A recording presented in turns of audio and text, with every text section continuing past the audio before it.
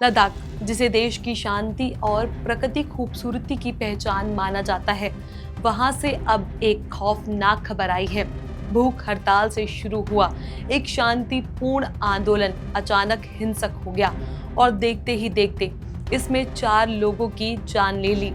आंदोलन का नेतृत्व जलवायु कार्यकर्ता सोनम वांगचुक कर रहे थे, लेकिन सरकार का कहना है कि उनके भड़काऊ बयान ने ही भीड़ को हिंसा की तरफ धकेला।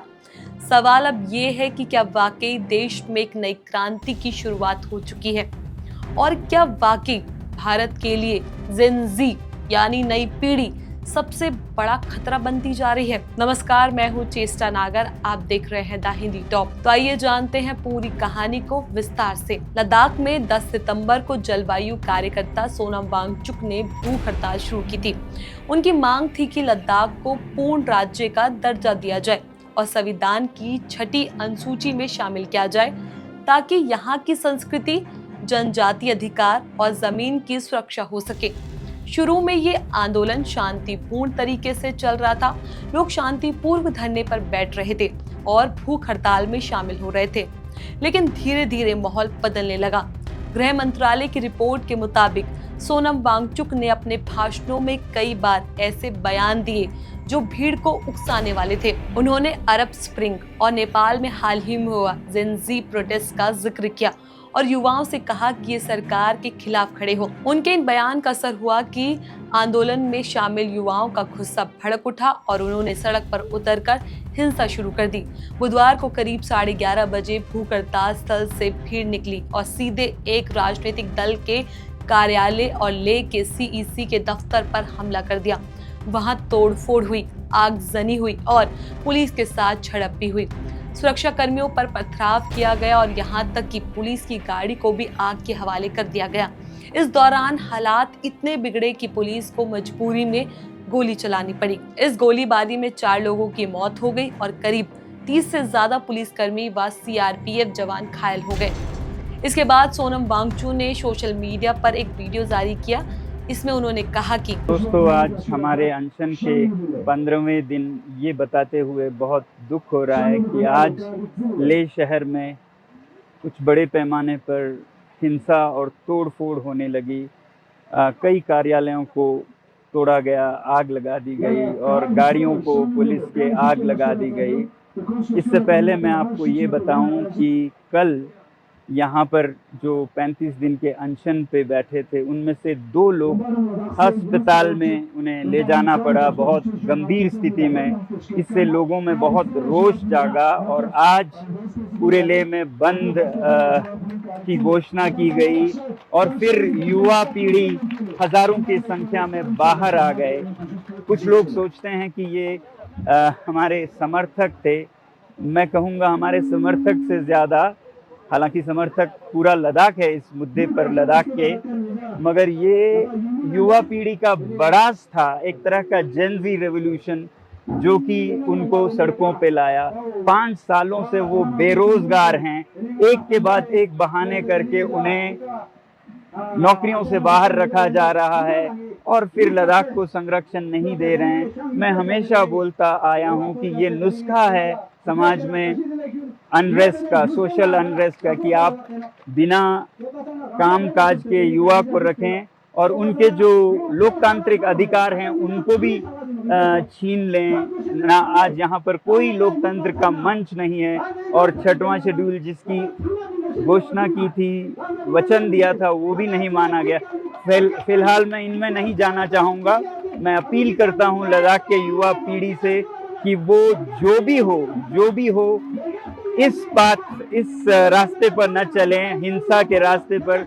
ये मेरे 5 साल के कोशिशों को नाकाम कर देता है। अगर हम इतने सालों से अनशन कर रहे हैं, शांति से पदयात्रा कर रहे हैं और फिर अंत में अगर हिंसा कर बैठे, तो ये हमारा रास्ता नहीं है।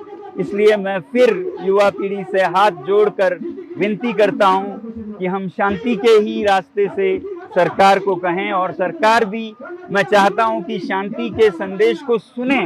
जब वो शांति को अनसुनी कर दें एक बार अनशन, 2 बार अनशन, 5 बार तक अनशन करे कोई, ले से दिल्ली तक पैदल चले आए शांति से, और उसका भी कोई अनसुना कर दे तो फिर इस तरह के हालात आते हैं।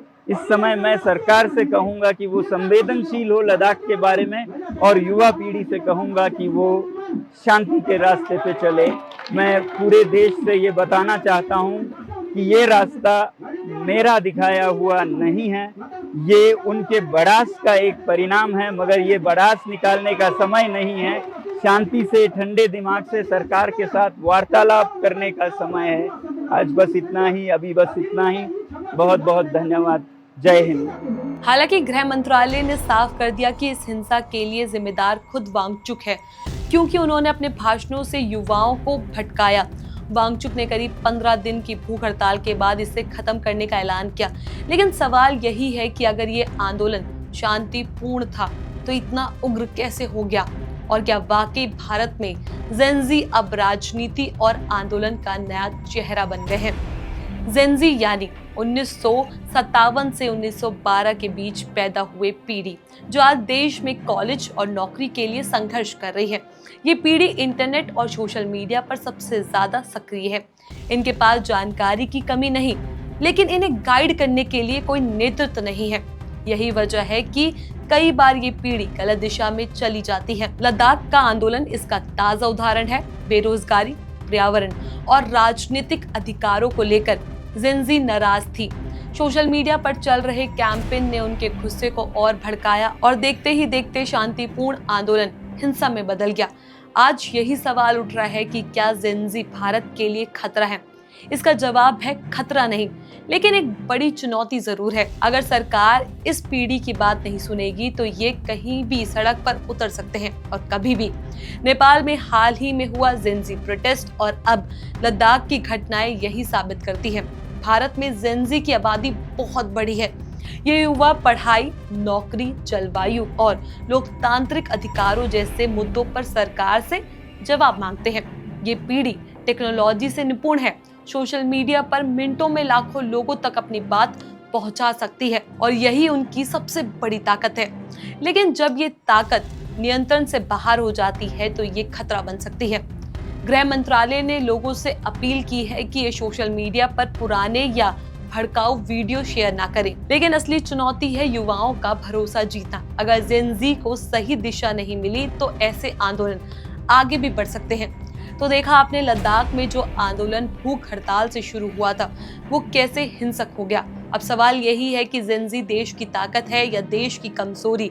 सरकार और समाज दोनों के लिए चुनौती इस पीढ़ी को सही रास्ता दिखाने की है, वरना यही कल जेनजी कल देश की सड़कों पर और भी तूफान ला सकते हैं। फिलहाल इस खबर में बस इतना ही। इस पूरे मुद्दे पर आपका क्या कुछ कहना है? अपनी राय हमें नीचे कमेंट बॉक्स में जरूर बताएं। ऐसी और भी वीडियोस के लिए आप हमारे चैनल द हिंदी टॉप को सब्सक्राइब कर लें। इसके अलावा आप हमें एक्स, फेसबुक और इंस्टाग्राम पर भी फॉलो कर सकते हैं।